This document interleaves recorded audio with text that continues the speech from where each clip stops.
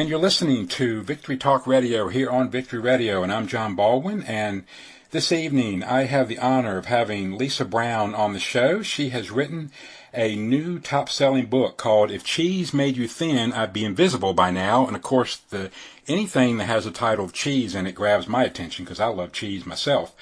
As an East Texas-based humorist, Lisa was a feature writer for Charm magazine and has been published nationally in a variety of print publications and online sites. And I just love this next sentence. Although not a dancer in real life, her exhaustive knowledge of Bob Fosse and the ability to choreograph in her mind verbatim the opening number from West Side Story makes her by default an expert in this field. So with that, welcome, Lisa. Thank you. How long have you been writing? Since I was about probably 9, 10, I can remember. That's when I really started wanting to write poems and things that were in my head down constantly. Now, is it mostly always been humor? You seem to have a great sense of humor. Okay. Yeah, I am. Okay. I just would write, things would just rhyme in my head, and it was really easy to do. So that was mostly, I used to just write poems all the time, weird poems, and give them to my friends and stuff. Neat. And what led you to write this book? The first thing that I wrote was the story about how the movie Marty changed my life, and I thought it was one of the first times that I thought something that I had written was really, really good, and I wanted to see if anybody else thought so. And so I sent it to a magazine and, just said, I wrote this. What do you think? And they were like, we want to publish it. And so then they asked me to write more, and so I started doing that. And that's how it happened. And what kind of response have you gotten? I know you've done some book signings, so what kind of response have you gotten about the book? People seem to like it. They laugh and say it reminds them of stuff when they were younger, or if they know me, they say, yeah, that's completely how you are, and that they can relate to the weight and the sisters and the family and the parents, and it's really nice to know that I can do that to somebody. Yeah. It's been very eye-opening. How important do you feel humor is in life? I think in my life it's been the most important thing that I've ever had. Quite frankly. Yeah. And in our world today, I think when you look around, everything's going around, whether the world or even our personal lives, humor helps us get through it, doesn't it? Yes. I don't know where I would be without it. It's the only thing that I've ever thought that I was really that great at was, being able to make people laugh. Well, I'm proud of that. Yeah. Well, I can conventionally say that you do make people laugh. Made me laugh quite a bit reading the book. I'll tell you, the funniest story in the book that I was literally laughing so hard that my family was wondering what in the world I was doing was the one about your mom and the flashlight. I don't know why that just struck my funny bone. Flashlight. That actually did happen. Well, it makes it even funnier. That happened a lot when I would go and spend the night in their underground house, and even today when we walked in to go take them out to lunch, it was 78 inside. Wow. So, but they're very unique parents, so that was luck too. Well, yeah, and I love the story about your dad saying, I can tell if you touch the thermostat. Oh, he's still like that. He's very savvy. He knows when, he's lost some of his old self, but he's still got about the oil changes and don't touch the thermostat, and, he's still there. Wow. That's funny. Where do you believe that your sense of humor comes from? Or I guess a better question would be, what type of humor how would you label your sense of humor? Self-depreciating. Okay. And you like to do a lot of play on words too, I think. I try. That stuff kind of pops in my head. Yeah. And, I've just always seen things a little differently for some reason. Well, that's good. That's a good thing. And you're on Facebook, but you're on the Facebook. You're known as Lisa Carrington Pennyweather. What is the significance of that name? That had everything to do with my sister. She wanted me to be on Facebook, but I didn't want to be on Facebook as myself. And so, just as a diss to her or whatever, I tried to think of the weirdest name that I possibly could, because I do that a lot with her. And I came up with the name Carrington Pennyweather. and then I just, people started knowing that I was online, and now people call me Carrington or CP or something, which is really strange because it has nothing to do with me whatsoever. Well, it was just a name that I came up with. Now, you got to tell us, what is, in your book, you talk about a cuisine known as meatloaf spaghetti. What is that? That's a real thing, too. I actually was online looking up stuff about Weight Watchers, and for whatever reason, somebody had written, to Weight Watchers that they had kind of gone off their diet and had made meatloaf and spaghetti at the same time.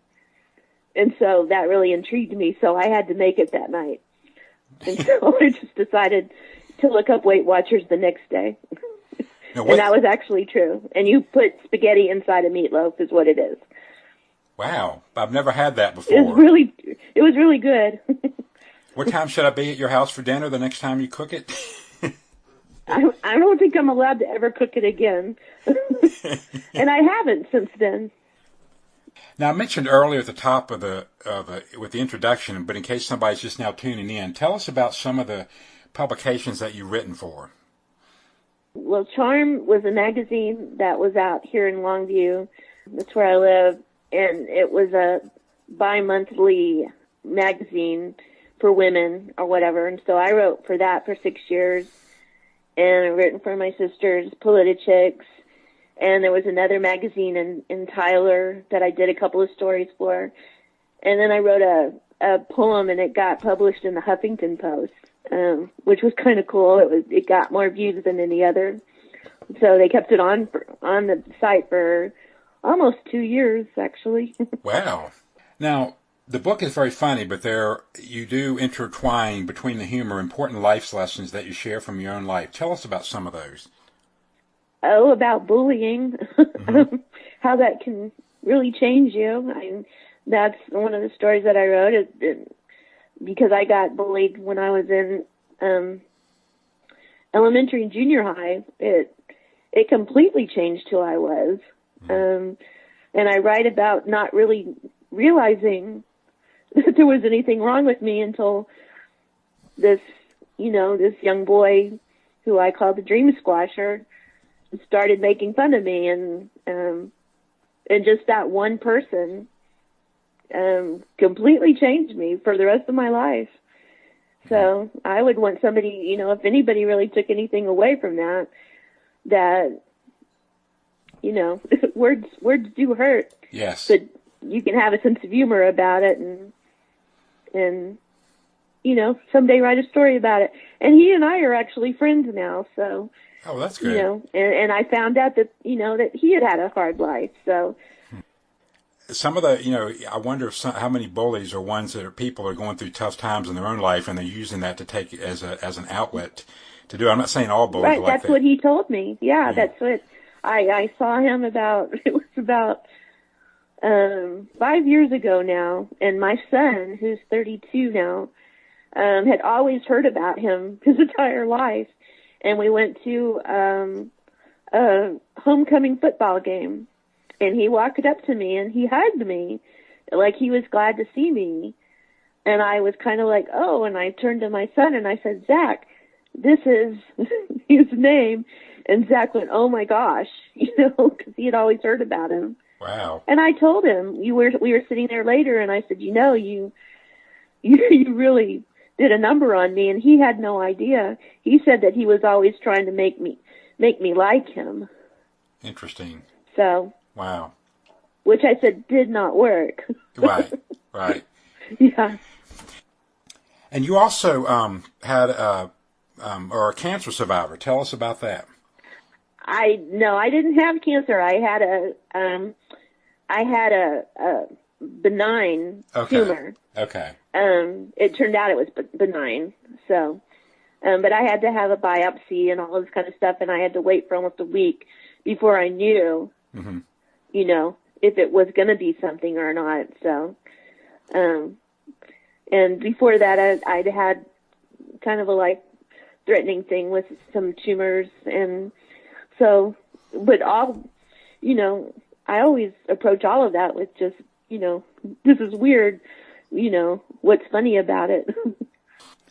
Well, tell us about, you mentioned earlier, tell us about the movie that had a major impact on your life.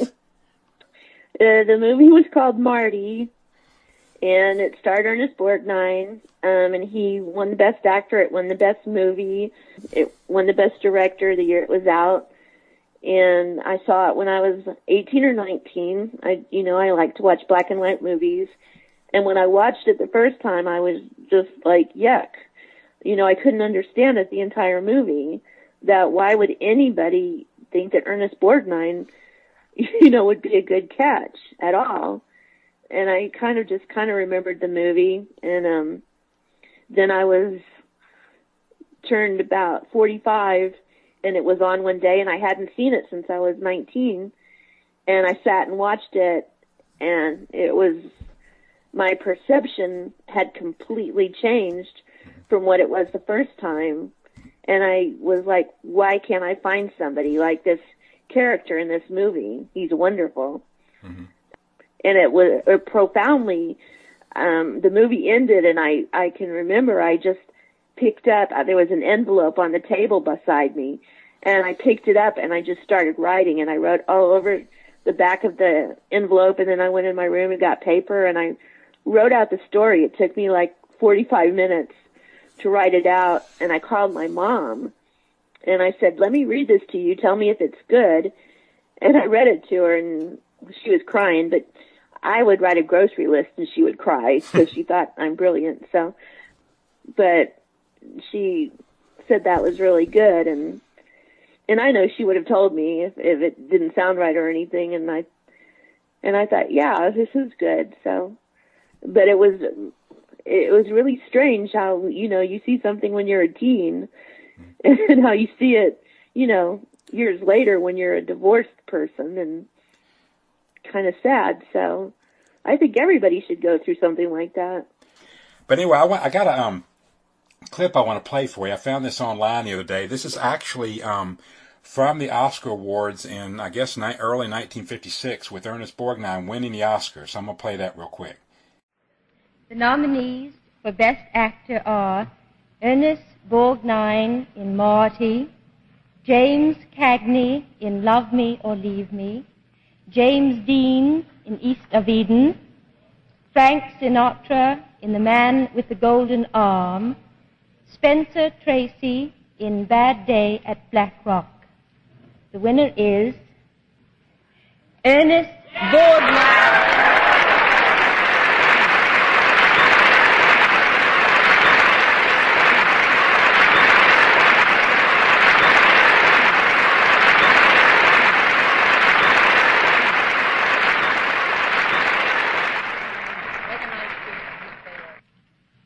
For the sake of sounding repetitious,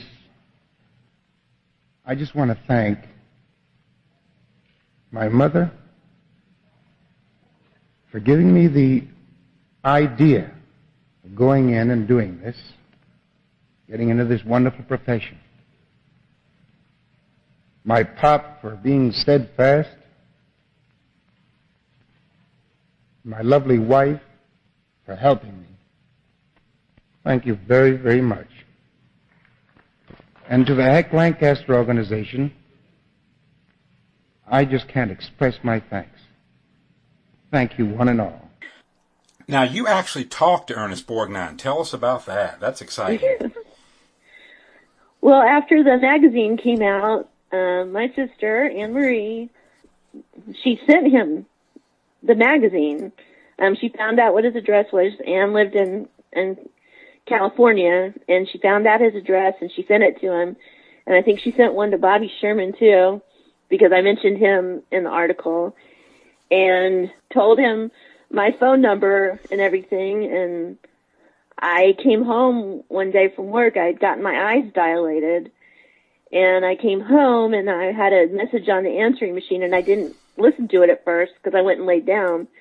And later on, I got up and I listened, and it was saying, "This is Ernest Borgnine. Can I, I'm calling for Lisa Brown. Can I talk to her?" And I really couldn't understand what I was hearing. And I kept playing it back, and I was like, can't really be true.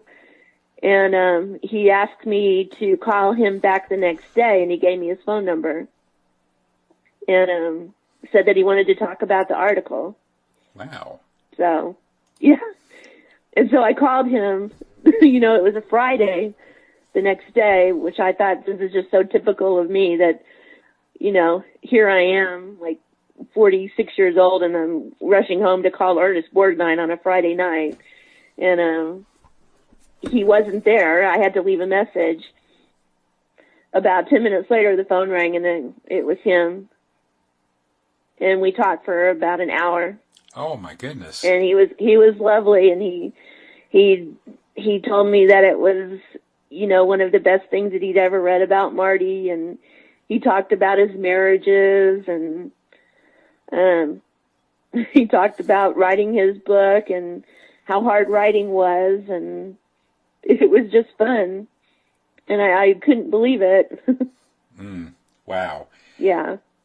I think you did. I think you were did him a favor too. He probably didn't get to talk to that many people outside the sphere of filmmaking and things like that. So yeah, he was very. He asked me a lot of questions about myself, and he told me to keep writing, and that he'd like to read more of what I wrote, and I told him, he asked me if I was married or whatever, and I said that I had been married once and it didn't work out, and he told me, the fifth time was the charm for him, and that I should give it 4 more tries or whatever, and I was like, no. And it was just really sweet. And he had somehow, he asked me, this was the sweetest thing, he said, "I hear that your city is in a drought right now. You haven't got a lot of rain." And which was really weird to me, and I said to him that I wasn't a farmer, so I didn't really worry that much about it. And he laughed really hard, and he kept laughing, and that just brought tears to my eyes. I was literally, I was crying at the end of the phone call. Oh my goodness! Wow. Yeah. Well, that's a very special memory that you'll never forget. I think that's neat. You're about to make me cry just listening to the story. Well, do you know what happened after that? I had already bought his autobiography, and I sent it to my sister, and she decided to go see if she could get it signed, and she got to go and spend time with him and meet him. He invited her into the house, and she got to see his Academy Award and everything. Wow. And got the book signed and everything. Well, I'm going to have to start. It's truly one of the most bizarre, really sweet, wonderful things that had ever happened. Yes. One of the chapters in your book, you talk about social media. What are your thoughts on today's social media? I hate it. I think we have too much media. Yeah.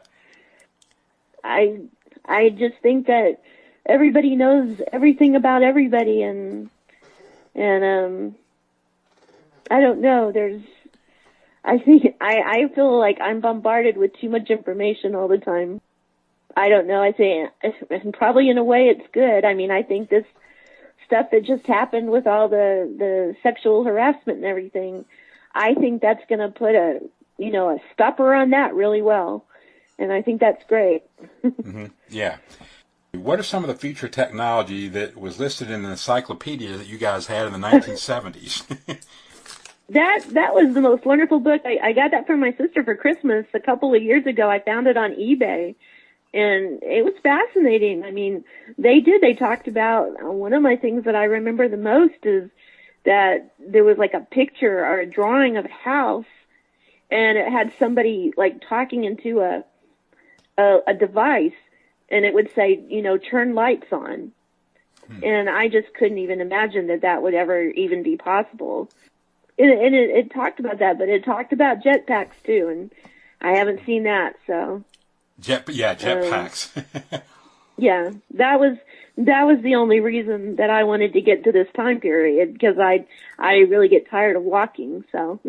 Yeah. I thought I could be, flying by now, but then just didn't happen, so. Or, too bad we don't have transporters like they had on Star Trek, although that's just, I'm not sure I would want I agree with Dr. McCoy. I don't think I'd want my body scrambled into atoms and then reassembled somewhere else on another transporter pad, but, Well, if they could reassemble it into somebody else's body, I wouldn't mind, but, maybe if some of the other parts stayed back. That's an excellent point, Lisa. I hadn't thought about that. Yeah, thank you. Maybe give me some muscles I don't have, I've always said I was, I didn't want to get to the age where we all have to wear those silver jumpsuits, because I'm not going to look good with a cinched belt at all. So I'm glad that hasn't happened yet. Yeah. I have a surprise for you. When I went through your book the second time, I tallied up a lot of different mentions, and folks, we're going to time trip back to the 1970s, or late 1960s, actually.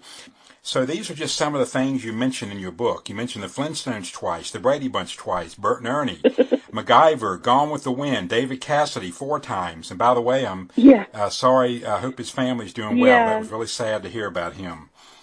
The Golden Girls you mentioned twice. Gilligan's Island, I think this one takes the cake. You mentioned that 5 times. Bewitched once, The Twilight Zone twice, Bobby Sherman twice, The Beatles twice, I Love Lucy, Davy Jones 4 times. I think you like Davy Jones. Paul McCartney twice. Sylvester Stallone once. The Love Boat twice. Love American Style. Boy, I remember that show. That was once. The Fonz once. Rick Springfield once. The Monkees 4 times. Barney Fife once. And I love the Andy Griffith Show. The Three Stooges once. Marcia Brady. Marcia 1 time. Little House on the Prairie once. The Partridge Family once. BAYCITY Rollers once, Jackson 5 once, and the Beach Boys once, and the Fifth Dimension. So, boy, I'm ready to go back to the 70s. Let me get my bell-bottom shoes and the disco ball. That was my time period. Yeah, mine too. I was born in 65, so about 72 or 73 is when I started. Well, about 74 is when I started following music. 1974 is still my favorite year in music. That's when it started when Blue Swede came out with the song "Hooked on a Feeling." And I was caught. Hooked me on music. I thought that was the neatest song in the world. So and my sister had that Bobby Sherman record. God, she played that thing so many times. I mean, I'm like cried like a baby. I mean, I could probably recite that in my sleep. And then she also liked Bo Donaldson and the Haywoods. That was another group she really liked. And I still listen to them today. They were a phenomenal group. So what was like life in the 1970s for you? Archie comic books, Betty and Veronica, playing with Silly Putty with the Sunday newspaper, the comics. That was fascinating to me. We actually had sea monkeys. We did that. It was just, I think it was probably the best time to grow up, because, we didn't know what everybody was doing every second, and you were just outside, and you weren't taking pictures, and you weren't on the phone constantly, and you were just kind of living, and I'm happy that we got to grow up in that time period. I really am. I think we were lucky. Yeah, and I think our generation might have been the last ones like that. That didn't have all the computer gadgets and everything, because even computers were coming along in the 1980s. So, I wanted to read a passage from your book. It's a page or so, but this is, when I read this, it actually brought tears to my eyes, because it made me think of my own childhood growing up. Oh, goodness. Yeah, and all right, so it said, as a matter of fact, the happiest memories I have about growing up almost all revolve around summer. I can still recall the palatable feeling of light-heartedness. There seemed to be nothing in the world that needed my attention, nor my worry. I can see my sister and I bounding out of the house, the sound of the screen door hitting against the wall as we bravely flew off the front porch to start another day.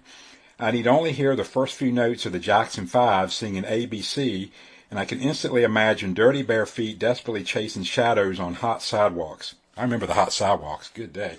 Yep. Fearlessly falling into thick blades of bright green grass, the afternoon sun hot against my back as I lay perfectly still, watching furry caterpillars crawl across my hand. If you had a sprinkler, and more importantly, the authorization to turn it on, you had a watery paradise in your own front yard. If you had a dog and a sprinkler, bliss. Should you fall down and skin your knee, so be it. Daylight was wasting, and there was no time for messing about with tears. A squirt of Bactine, I remember that, a flesh-colored Band-Aid, and it was off to the next activity. We put groovy new bathing suits on our Barbies and appalling lime green suits on ourselves. An orange push-up was considered part of a healthy lunch. A glass of water was our Red Bull. If you had a bike, you rode it 1,000 miles. If it started getting dark, you rode it faster. Should you be privileged enough to have a basket on the handlebar, you filled it with chalk, silly putty, the neighbor's cat, candy cigarettes, or the most recent Archie comic book. We didn't speak to friends unless they were actually with us. If something glorious happened and we wanted a picture, we had to hope against hope that there was a roll of film in the Kodak camera, and that it wouldn't be a year before our parents drove to the store and paid to have it developed. Spontaneity was something we had to remember, not something that we looked at 10 seconds after it happened. My sister and I would play outside until we could barely see each other. We caught fireflies, scooping them up with both hands, peering in at them so intently that the poor things must have feared we were giants. We would whoop and holler cheerfully as we released them back into the night, watching as they rose into the skyline like little stars heading back into the galaxy after a long summer day. And then it was our turn, reluctant, exhausted, convinced that one more game could be played, one more bike could be ridden. If my life were a poem, those wonderful summer days of my youth would be the opening verse. Wow. That is wonderful writing. Yeah. Well, thank you. Now, I've asked you this too. You got to see the Beach Boys recently. Yes. What was yes, that like? I did. That was a dream.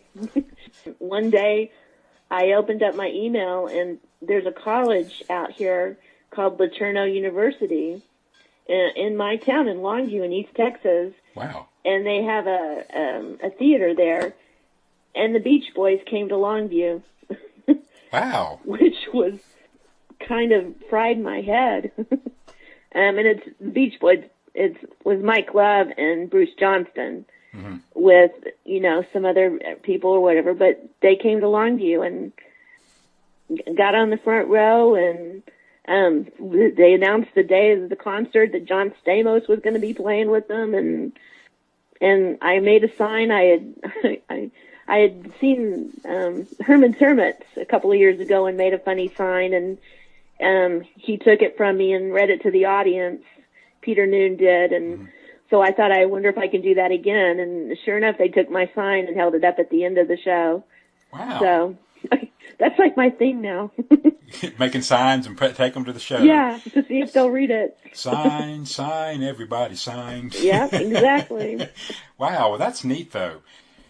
And I got to see Paul McCartney this year too. So. Oh wow. Not by the front row, but. Yeah. But, yeah, that was a dream. Cool. You have a thing on Facebook called Thankies. Tell us about that. They're basically things that just pop in my head. Little short things that I used to just write things that popped in my head down on Post-its. And one day I was going through my desk drawer and I had about 30 things that had popped in my head. And so I just decided to write them down. And I called them Thinkies or Posty-Woasties. Posty-Woasties. and just bizarre things that pop in my head for some reason. And tell folks where they can find your book and get a copy of it. By the way, it makes a perfect gift of any kind: Christmas, birthday, Arbor Day, anything, any kind of special holiday. This is a book for you. You can get it on Amazon. Go to Amazon, and it's, if She's Made You Sin, I'd Be Invisible by Now, by Lisa Brown, and you can get it, the book, or on Kindle. And that's the only way right now. Okay. Or I'm free. I can come over to your house and read mine. So. Okay. If you listen to this and you want to see what I write on Facebook and see what the thinkies are, just look, Lisa Carrington Pennyweather. I'm the only one on Facebook with that name. And a unique name it is, and a lovely name. Thank you. Well, Lisa, thank you so much for coming on the show. I love your book, and I hope everybody out there gets a copy of it. Thank you so much. And that wraps up this edition of Victory Talk Radio here on Victory Radio. Join me again next Thursday evening at 9 o'clock. This is John Baldwin saying good night.